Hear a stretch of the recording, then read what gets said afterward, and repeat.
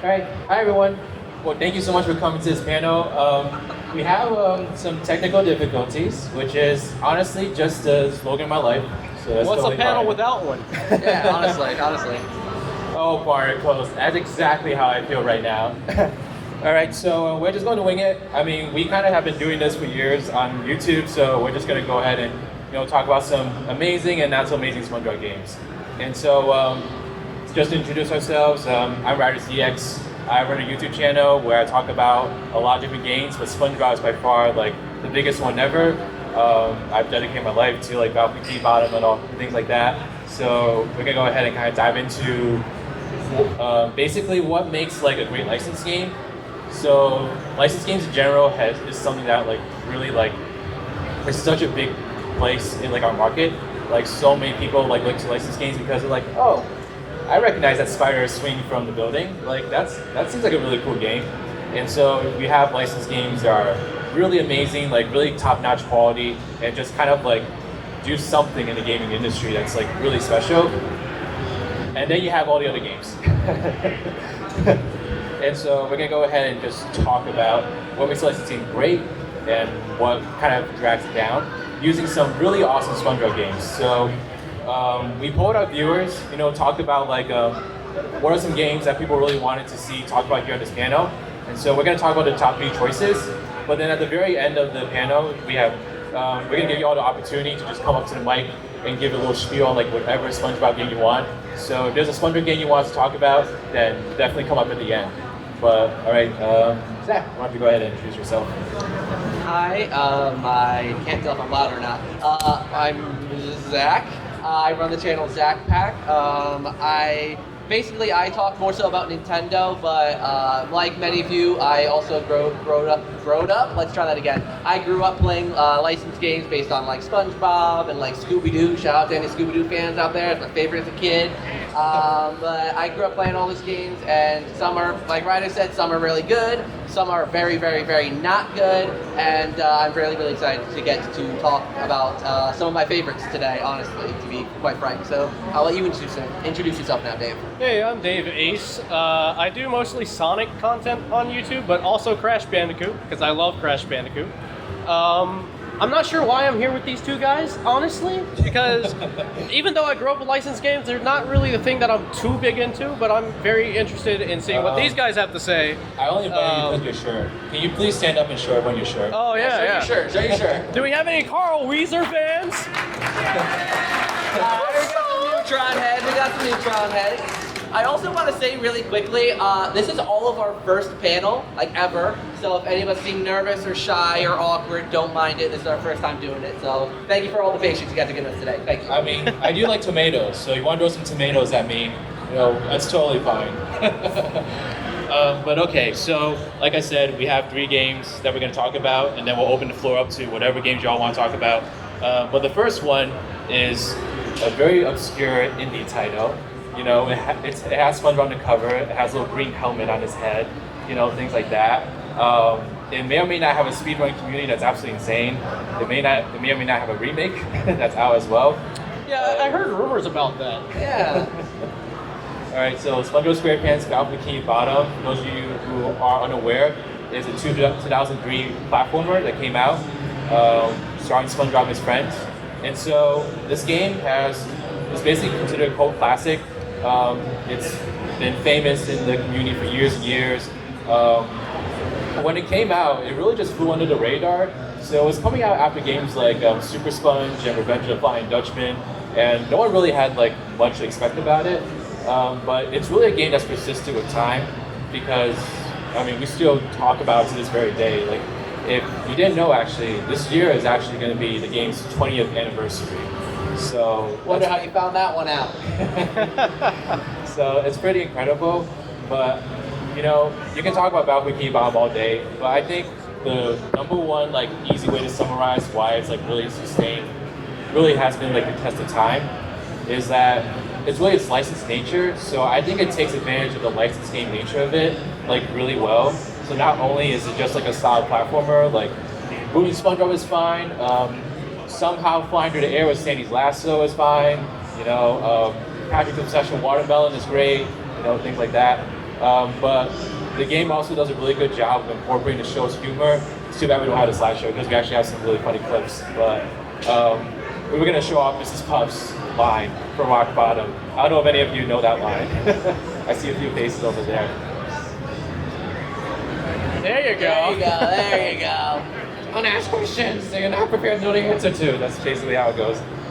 So it's just like that's a clear-cut example of the game like doing such a good job of incorporating like the SpongeBob universe lore.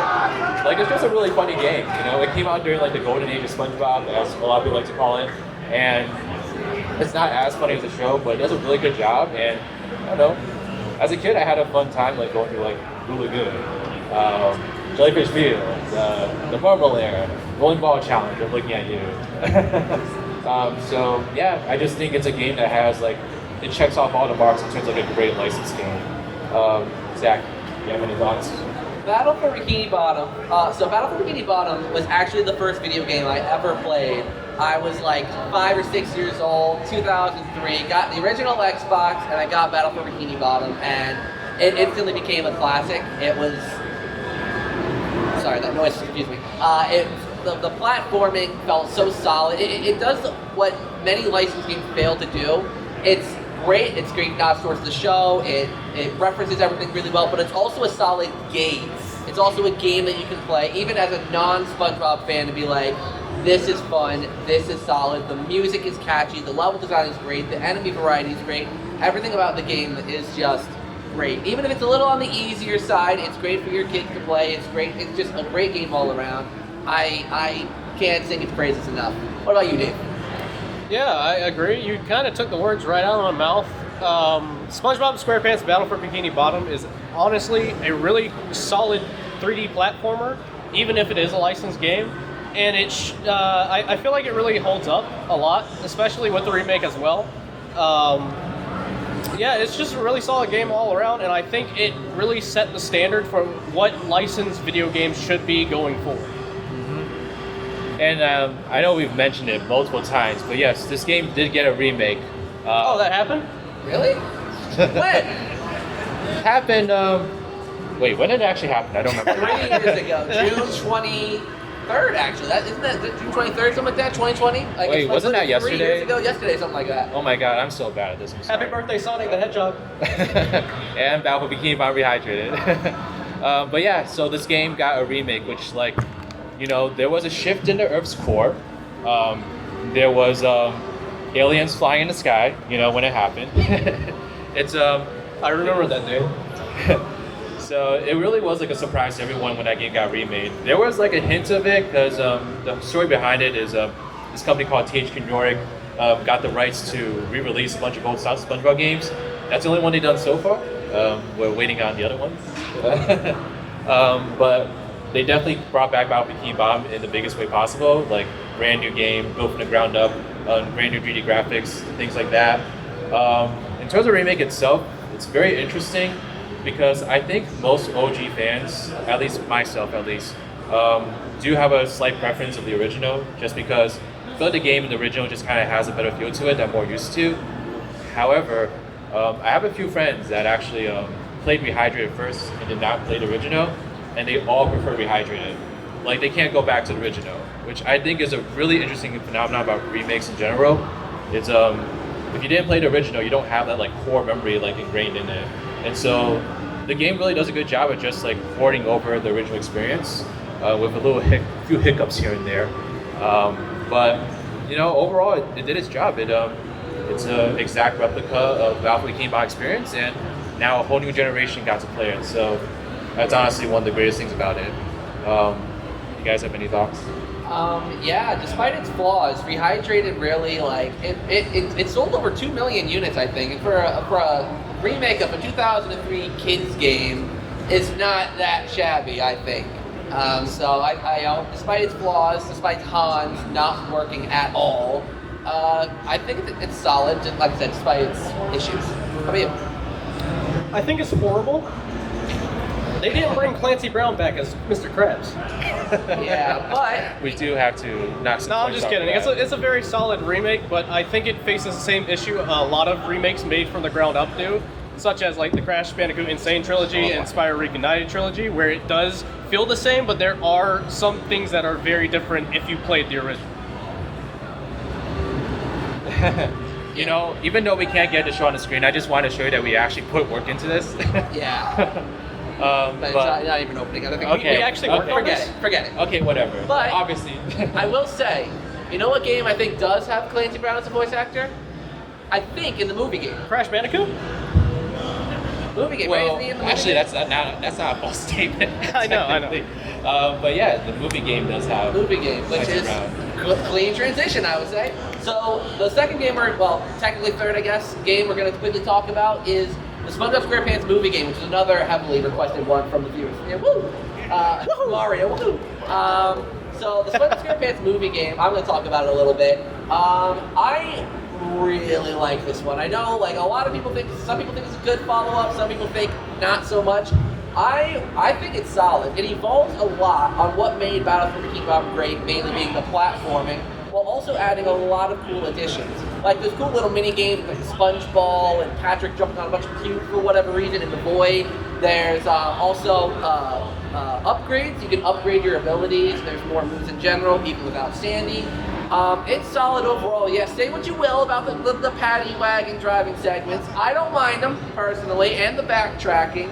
But I do find the game to be pretty solid, especially because it was made in about a year, I'm pretty certain. Because like Battle for Bikini Bottom came out in 2003, and that game came out in 2004. So like only a year to develop that game, and it came out as well received as it did, I think is really impressive. Especially because the game is also significantly harder than Battle for Bikini Bottom. So if you played Battle for Bikini Bottom, enjoyed it but want more of a challenge, the movie game is like the perfect follow-up, despite the backtracking. I don't want to hear it. Well, you what will. if it's linear? You will hear it. Battle for Bikini Bottom is linear too. I don't care what anyone says. All the levels are linear, Not It- as besides linear. the hub world. You know, you can walk over there and like catch a jellyfish near the lake and stuff. Yeah. It's not that linear. Can do that. I will say, I will give the movie game one thing, and that is, it's got a great final level, Planktopolis. Like when I played that level, I feel like I survived the Great War. It's hard. I feel like I went to another country for 10 years and came back, you know, stronger and a better person. You know, that's a really great final level. I hated it so much as a kid, and now as a grown-up, I'm like, yeah, I did that. I got to do Planktopolis, no problem. But yeah, like you said, like I think the movie game was just a really solid like evolution of the original Battle for Bikini Bottom. I think Heavy Iron Studios, that's who developed these two games, they were really smart about it. They were like, we have like maybe 8 months or so to make this game. Let's just take what we did with Battle for Bikini Bottom and just add more stuff to it. It worked. And the soundtrack is killer too, by the way. I know Battle for Bikini Bottom always gets praised for its soundtrack. Movie game doesn't get enough credit. It doesn't get enough credit. You know, I could hear that SpongeBob arena theme in like a coffee shop. Actually. The bonus track, the bonus stage track, Yeah. that slaps. Yeah. You have anything to say on it, Dave? Anything about movie game? It's great, but it's very linear, and it has a lot of backtracking. Listen, the linearity is not an issue here. See, Thank you. They agree. They're smart. You know. And I don't know how many of you here have played the movie game. Out of pure curiosity. Okay, there's a lot of Whoa, you. How many of you? Actually liked it? See? And how many of you? This is something I attempted recently. How many of you attempted to play it without the upgrades? Yeah, it's hard. It's hard. I'm telling you, it's hard. Yeah. Yeah, I got some hair on my chest from that. Yeah, it's hard, but fun. I gave up though. I did give up in Planktopolis. I like life, so I'm not going to put myself through that. Thank you very much. I made it to Planktopolis and it was like, nope, no more. That was a challenge for something we did, wasn't it? Yeah, but for the oh yeah, wait, well, quickly mention that I guess the relief. We host these charity events every year. You're actually Raise wearing money a for shirt from causes, it. and I'm wearing from this year's relief. So in case there's something you're interested in, keep an eye out for it. We try to publicize it as much as we can. Because they're really, you know, they support good causes, and it's good fun as well. We play a bunch of like SpongeBob games and such. Oh yeah, sorry, I was gonna mention that at the beginning. So like, we have our separate YouTube channels and we all do our separate things, but we also come together every single year to run like a charity live stream. So basically, it started off as like trying to piggyback off. Okay, I'm sorry, that's really distracting. We start off like we we started off like during Rehydra's release. We were trying to piggyback off the hype, you know, to raise money for a good cause. It was during like the, you know, the pure peak of the COVID pandemic. So we were raising funds for, I think it was Doctors Without Borders. And then ever since then, we've been like doing it every single year, like, you know, raising funds for like Color of Change, the CDC Foundation, and this past Center year. for Suicide Awareness, which is Yeah. which is a big deal for me because mental health is like after COVID really Yeah. important. So it's nice to be able to do something nice. And we've raised almost $10,000 total for all these charities, which I was is gonna say that. sorry. I was Hey, I'm gonna wearing the say shirt. that. I'm wearing the shirt. All right, I All right. represent. Whatever. Okay. So yeah, we're just trying to flex a little bit. That's all. Yeah. But so Battle Bikini Bottom and a movie game, pretty solid titles. We've said some good things about it. The next game that the viewers voted for, I'm gonna let Dave take it, and his words may make my skin boil. This so is where the tomatoes come in. we'll see. Well, as you all know, the recent SpongeBob game was the Cosmic Shake. How many of you have played it? Oh, okay. How many did you like? How many liked it? Okay, yeah. See a So, significant see, amount. I'm not the only one. So the Cosmic Shake came out, and while it is a very solid game, I will give it that. I loved all the references to the seasons, like the first 3 seasons that it all referenced, but I feel like they played it too safe. I would have liked something a little bit more original. I do think it's like a love letter to all the SpongeBob games out there, and it could have just been that Nickelodeon wanted them to play it safe. But I mean, despite it being a good game, I really feel like it really was reference heavy. Thank you, yeah. It was really reference heavy, and it really did carry, I feel like the references carried the game. Those are fighting words. No tomatoes, so I mean, there's not disagreement. Actually, I'll let you go first, Frederick. Oh no, go ahead. No, actually, no, because I know I'm in the middle of this, so. No. Okay, so I Also, totally. can I just say that the Chrono Boss sucks? Well, it's a little too new, so we won't talk too much about that, in case there's a lot of spoilers and stuff. But basically, like, Cosmic Shake, you know, when we got it announced, I was really excited for it. Because it's like, oh, cool, Purple M Studios actually gets a chance to, like, get back out there and, like, really make their own original game. Because I feel like when they made Rehydrated, I feel like they probably felt a little bit stifled. Because it was like, oh shoot, we have this cult classic that we're responsible for recreating from the ground up. You know, it's like, how do you please this audience that just loves the game in general, this audience that like made a living speedrunning it, and then like appeal to the current audience who's never played a game before. You know, I think they were being pulled in so many different directions of that game that it wasn't like their best way to like, you know, really show off their skills. And so Cosmic Shake being like the very first opportunity to like really make a brand new title, I was so happy to see it.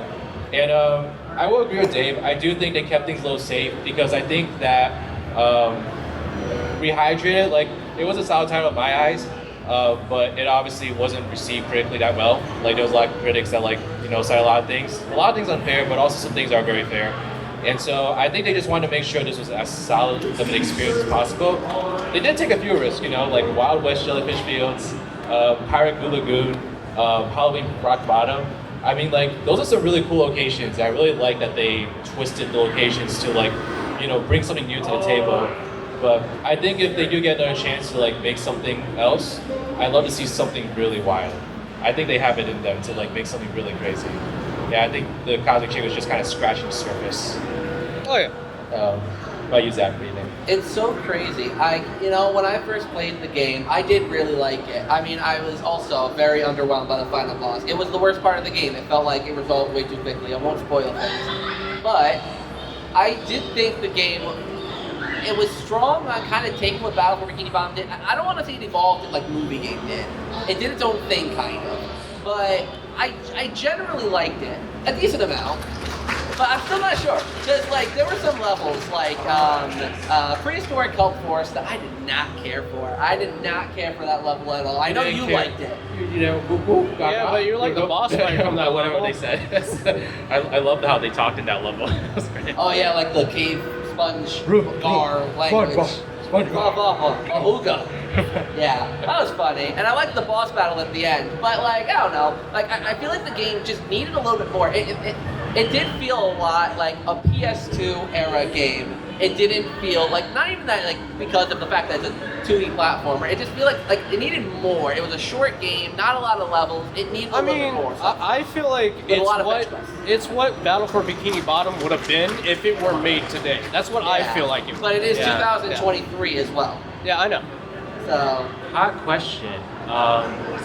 And if anyone wants to chime in on this, go ahead. But like, what do you guys generally? I think I know what your answer is going to be. But Zach? What do you prefer, Battle for Bikini Bottom or Cosmic Shake? Battle for Bikini Bottom.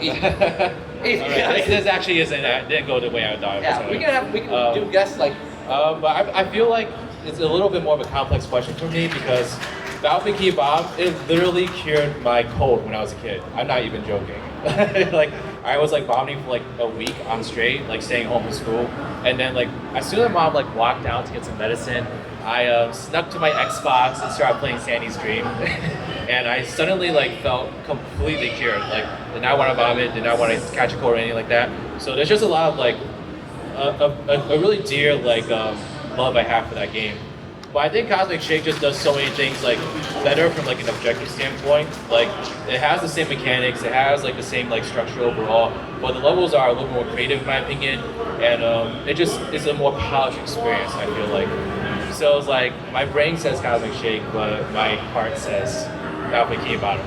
And yet, no one's complaining about the linearity of those levels. I don't think the linearity is really like a immediate like standoff point, but it can obviously get repetitive if you do it in the wrong way. But I do want to say, as much like smack as we're talking, I think generally all three of us like all of these games.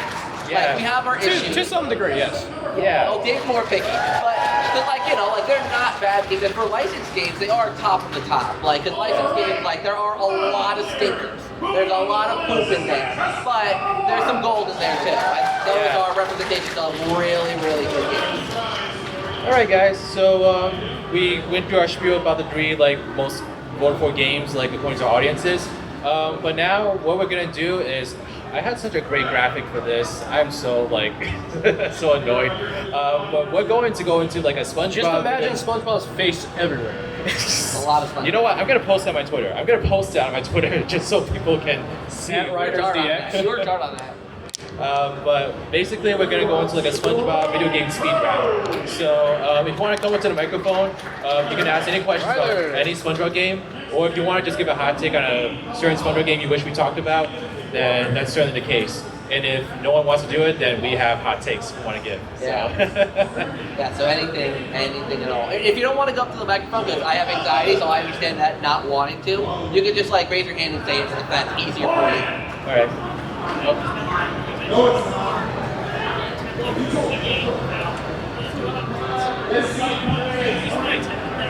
You gonna give him the microphone? You know what? Yeah, grab Nick. Or actually, you know Oh, what? you can grab that mic too. Oh, yeah. That's fine. You want to go over there? Okay. Go up there. Well, if you want, we could like pass the microphone around, maybe.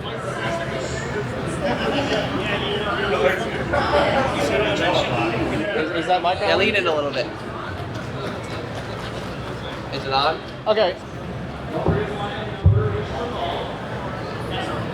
Is it working? Yeah, just lean in a little close. And like that. So, you had mentioned before attempting to play the movie game without upgrades. Yeah, that is something I attempted because when I was a kid, I did not know you could upgrade SpongeBob Patrick. So it was unintentional then. Yeah, unintentional. That's interesting. I had a lot of trouble playing top of this. I think I know why. Yeah, the section with those 3 ones, so you can't get close to them without the lasers, MERVs, I think they're called. Yeah. Perfect, thank you. Here goes Bugsy guy. Testing. Okay, no question. I'm gonna bring up a weird one. Oh, speaking to the microphone a little bit, sorry. Oh, yes. SpongeBob Super Sponge on the PS Plus. Am I the only person who experienced like painful frame rate issues with that game? Probably not. Okay. No. Yeah, PlayStation 1 is, it. Yeah, like I don't- I don't know why. The only way to get it to run smooth is to play the backwards on a PS3. Yeah. Like that Oh. somehow powers through it. And this- You know, I had like my first experience playing that game actually, like in the past year or so, and I got to like Sandy's like tree dome, and I think it's something about the frames, but like I couldn't like land on like the platforms like most of the time. So I collision protection was janky. yeah, and so I was like, I'm okay, thanks.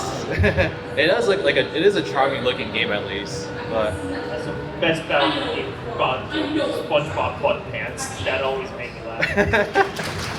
Thank you. Let's go. Hello.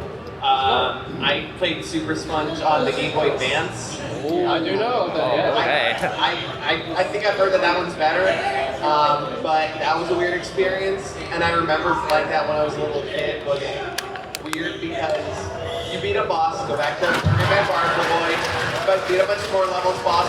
So it's not the whole game. And then the end of the game, they're just like.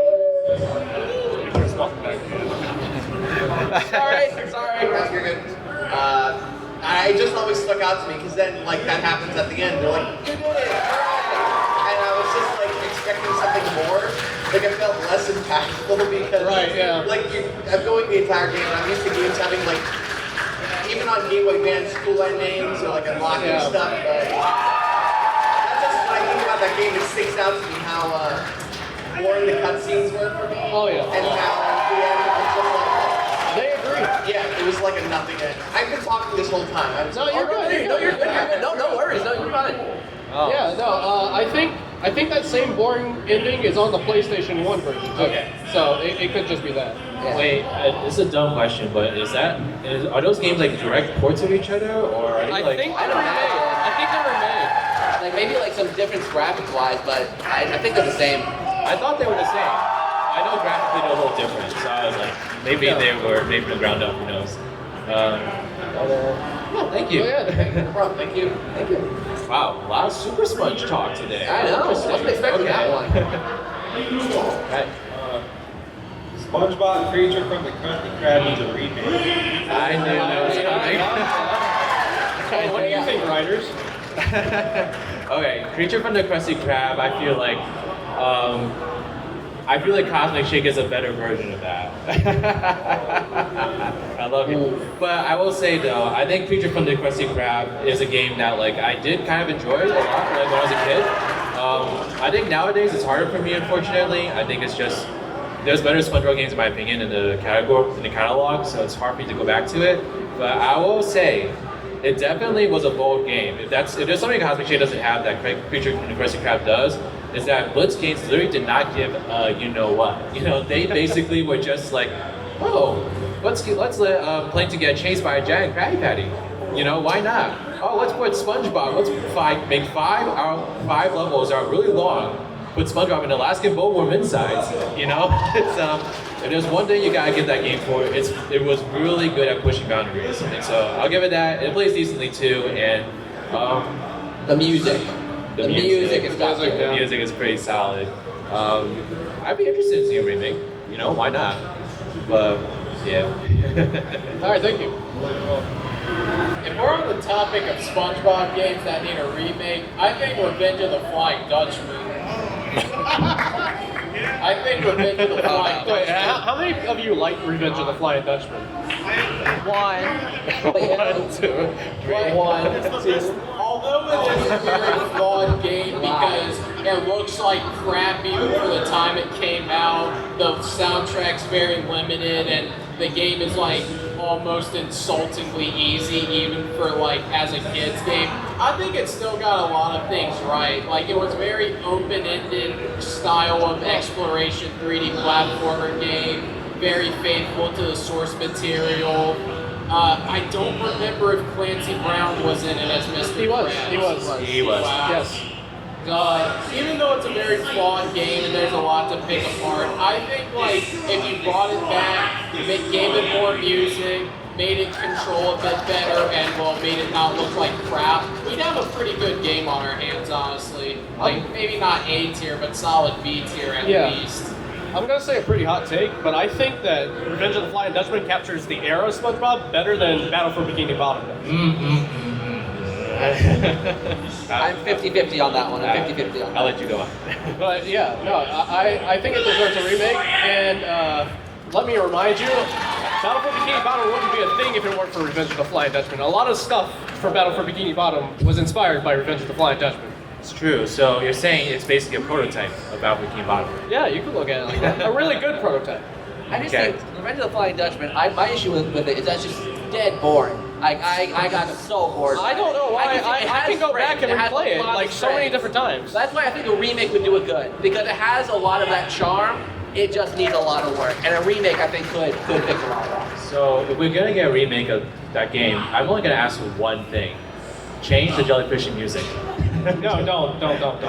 That's Or like make it play less, you know? Yes, please. Yes. At least add like another like stanza of like music to it or something. Like don't make it like the minuscule 10 seconds that repeats over and over again, like half the game. Also, I'll make this quick so the next one's I played the PS2 version in like 2017, and I didn't have that like infamous loading screen glitch that makes the game unplayable. I don't know Awesome. if I got lucky. Awesome. You might have. Thank you. you. Hello, Bubsy guy. Oh, yeah, that'd be me. I am shocked at how many people here like Flying Dutchman because, you know, How many people like SpongeBob?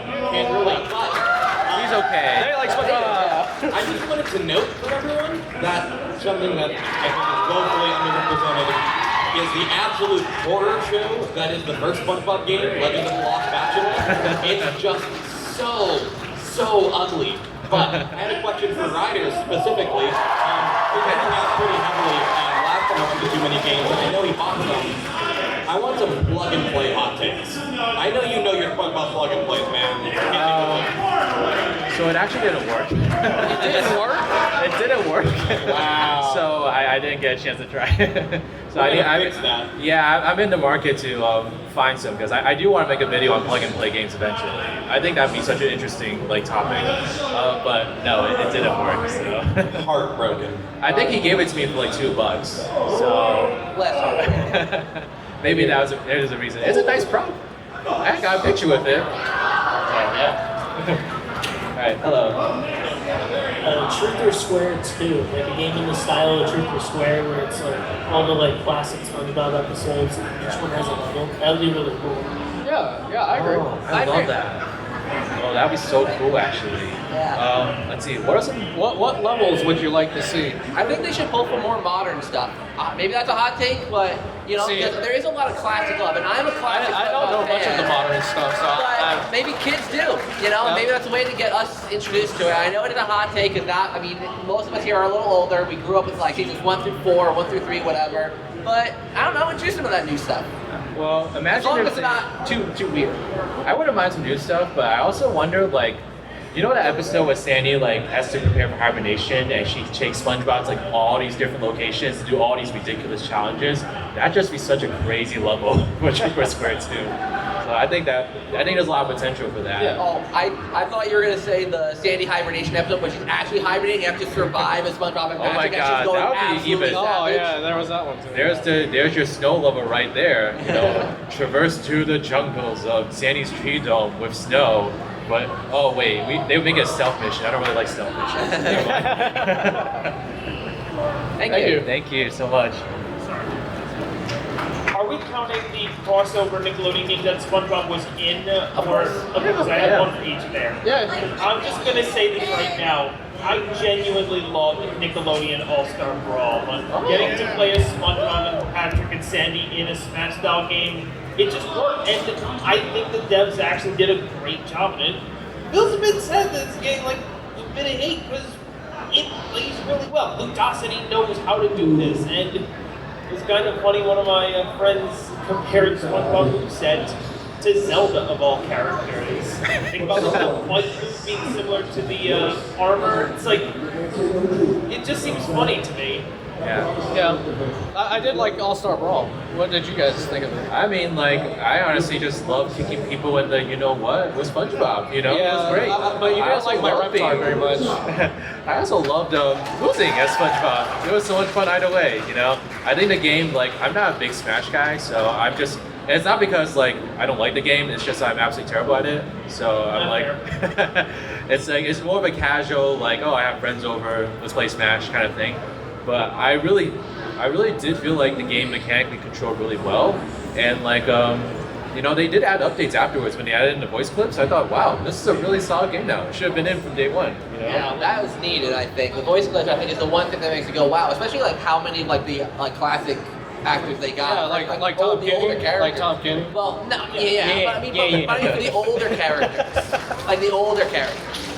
Yeah, like, I mean, I feel bad. Like, yeah, I agree it should have been there at the start, but just the fact that it's there now, super appreciated. Well, how many casts they got there. I mean, Cam Clark over in the guest section was in it. But yeah, I love this game. I don't know if they're going to do more updates or just make an outright sequel, but you can guarantee I will be supporting it. I will say, if Nickelodeon Car Racers got 3 games, and Nickelodeon All-Star Brawl does not get more than 1, there's something going on at Nickelodeon. They're on. There's something very strange going on. Quality over quantity. I guess, but I think we can aim for a little higher quality or like with Brawl. Because I think like there's a good foundation for a game right there. Let's do exactly what Heavy Iron did in the movie game. Take it and add more stuff to it and make it better. Make Squidward a character. Yes, yes. Squidward Gaming. Any of you guys ever seen the Ink Squidward episode? It's like a newer one where like it's basically Squidward torture porn to like 10,000 times. If we can like get like a squirting attack with Squidward with his ink, you know. I would hate that. I would hate that. You know, it comes out of his nostrils. And No. everything. No. Or he stubs his toe and you see that. No. Oh, no. Let's not do that one. Alright, looks like that's it for people. If anyone else wants to bring up a game, you can go up or. You got one? Do you want to say it or do you want to go to the. Want to say it? Say it, what? What do you think of lights, camera, pants? Lights, camera, pants. Taste. Class. Yeah. Better than any Mario Party. Okay. No. I'm the Mario Party guy. You can't say that to me. Okay, I think the game is so much fun. Okay. It is. So like you would think that the way that the games are structured, where they each take like 3 minutes or so, would be like a downfall for the game. But I actually really like that format, you know, because it allows people to like actually kind of get used to controls and get better at it. So it's like people can adapt to the game and like, you know, I feel like I kind of know what I'm doing a little bit more with the game as I keep playing it. Also, I think the whole setup of like playing through a campaign, competing for roles in a Mermaid Man Barnacle Boy movie is such a creative way of doing that. Enough said, you know? So, I don't know. I personally have had more fun with that game than any Mario Party game. And I know that's a really hot take. Watch it. I guess I'll add something in. Lights, camera, pants. That one was another one I played as a kid. Because I'll be honest, I didn't play a lot of SpongeBob games as a kid. I played like the other stuff, like Shrek 2, Scooby-Doo, like Night of 100 Fridays, like a bunch of stuff. But that was one I did play as a kid, and I absolutely. And I, as a kid, and even now, no friends. I'm just chilling. And I played by myself, and it was still fun because the computers, as stupid as they were, made it fun. Yeah. That game did need more characters though. I understand because like they had to like literally make a cutscene for every character for every role. So I understand why there was less characters. Also I just gotta give a shout out to the guitar solo in that stadium like mini game. Rock Bottom. Yeah. Is it? Oh, the game is actually called Rock Bottom. Yeah, the game's called Rock Bottom. Yeah, like SpongeBob's guitar solo, chef's kiss right there. Fantastic. I wish we could play it. It's too bad. Sorry. All right, if you guys have any other games you want to mention, I think I saw another hand. Yeah, do you want to go to Mike or do you just want to say it? So I heard someone mention Nick All-Star Brawl, and I actually have a funny story with that game. All right, let's hear it. So I primarily play on PC and use Humble Bundle, and one time there was like a fighting game bundle or something, and it had Mortal Kombat 11 in it, but it also had Nick All-Star Brawl in it. And thanks to that bundle, that is the only reason I had that game in my Steam library. Congratulations. Thank you. You guys got 5 more minutes, so you got any last minute hot takes? Let me know. All right. Are we allowed to talk about other licensed games? Yeah. Why You may not? not know them, but bring them up anyways. Alright, either the Fairy Out fairly odd parents console games. Yeah. Any of them good? Any? Breaking the Rules is really good, and both of them are really good. Shadow in my Showdown is opinion. classic. Love that one. Yeah. I got through Breaking the Rules. I thought it was okay. But Shadow Showdown's actually, I'm starting to really warm up to it. I think that's like a nice improvement over any possible like thing. The music for Shadow Showdown really slaps too. Yeah. Right, awesome. Thank you. Thank you. What's the best SpongeBob episode? Just one bite. Wait, what'd you say? Just one bite. Best SpongeBob episode. That changes for me on a daily basis. But one I come back to is Web Painters. That one is just hilarious. I think it's so funny the way that they animated all the paint like getting on everywhere. But the stuff except that little dollar bill. I think that's hilarious. Mine, I think it's literally just called the camping episode, the sea bear one. That was an oval. It has to be a circle. What did I do that time? I don't know. He hates you. Pretend to be somebody else. Sorry, I was getting into that. Alright. Write it down.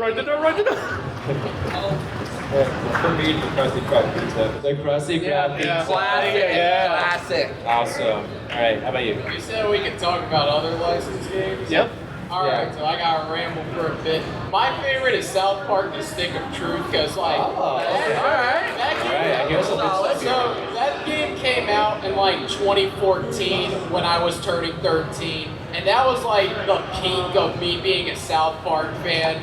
I was following that game like when it got announced, I think, or at least in 2012 when I heard about it, and that game got delayed like 3 times, I think, and it was like forever. And when it came out, it was spring break. I ran to GameStop, grabbed the game, and I like beat the game 3 times in the same spring break. Nice. That was to it. That story of a 13-year-old. All right, guys. We got a few more minutes. So Yeah, let's try a couple more minutes. Let's make sure everyone gets a chance to get to the mic. Yeah. Yeah. Hello. Yeah. I was so happy that you could mention other licensed games because I'm probably a little older than most of the people here. So I grew up on a bunch of really not so good licensed games from LJN and High-Tech Express. Like the NES stuff? Yes. But my favorite licensed game would have to be. I'm trying to remember the name of it because it was. Oh, it was the Incredible Crash Games. Ah, okay. Game Boy. Nice. Right. It's an LJN game, but it was actually good. Some of them are okay. I'll have to check it out. Yeah. All right, thank you. All right. How about you, sir? Okay, so there is a game that you guys haven't mentioned yet that's SpongeBob related. Alright. So remember back in the old days when we were all little kids and there was a little SpongeBob controller game. Oh. Okay. Is that the one that didn't work? No. I actually got that one recently. Okay. I'll hear you guys' opinions on it. I haven't played it yet.